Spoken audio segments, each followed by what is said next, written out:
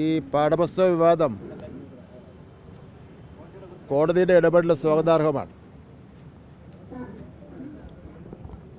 അതിനെ സംബന്ധിച്ചിടത്തോളം ഒരു സമഗ്ര അന്വേഷണം വേണമെന്നുള്ളതാണ് എൻ്റെ അഭിപ്രായം. NCERTയുടെ 8ാം ക്ലാസ് പാഠപുസ്തകത്തിലെ കോടതിയെ അവഹേളിക്കുന്ന പരാമർശങ്ങൾക്ക് എതിരെയുള്ള സുപ്രീം കോടതിയുടെ കർശന നിലപാട് സ്വാഗതാർഹമാണ്.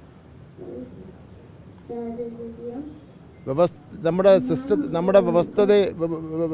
നമ്മുടെ ഒരു കോടതികൾ, അതുപോലെ ഭരണഘടനാ സ്ഥാപനങ്ങൾ, ആ സ്ഥാപനങ്ങളെ സംബന്ധിച്ചിടത്തോളം തെറ്റായ സന്ദേശം കുട്ടികളെ പഠിപ്പിക്കുന്നത് ഒട്ടും ശരിയായിട്ടുള്ള കാര്യം അല്ല. അത് കുറ്റകരമാണ്.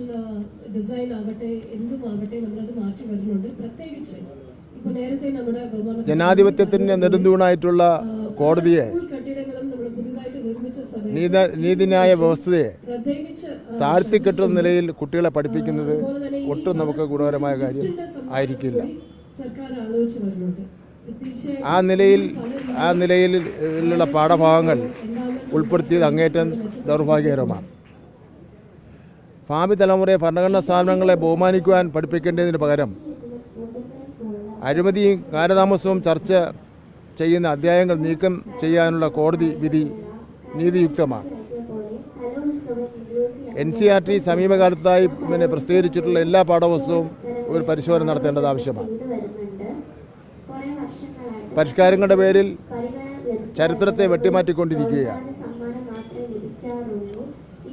ഒരു സ്വതന്ത്ര വിദഗ്ധ സമിതിയെ കൊണ്ട് NCERT ഇറക്കിയിട്ടുള്ള പാഠപുസ്തകങ്ങൾ പരിശോധിക്കണമെന്ന് ആവശ്യപ്പെടുകയാണ്. ചരിത്രത്തെയും ഭരണഘടനയും മൂല്യങ്ങളെയൊക്കെ തന്നെ വളച്ചൊടിക്കാനുള്ള നീക്കങ്ങളാണ് NCERT നടത്തിക്കൊണ്ടിരിക്കുന്നത്. കേരളം പണ്ടേ ഈ വെട്ടിമാറ്റത്തിനെതിരെ നന്നായി പ്രതികരിക്കുകയും അതിന് ബദൽ സംവിധാനം ഉണ്ടാക്കിയതുമാണ്.